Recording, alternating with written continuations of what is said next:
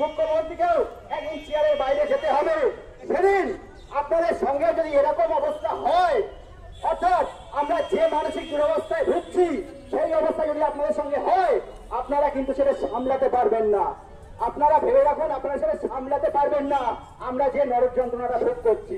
তাই আমাদের সঙ্গে ঝামেলায় না জড়িয়ে আপনারা আমরা যে উদ্দেশ্যে এসেছি সেই উদ্দেশ্যটা সাধিত করার ব্যবস্থা করুন। এই অযোগ্য চেয়ারম্যানের সঙ্গে আমাদের দেখা করার ব্যবস্থা করুন, যাতে আমরা সদুত্তর পেতে পারি।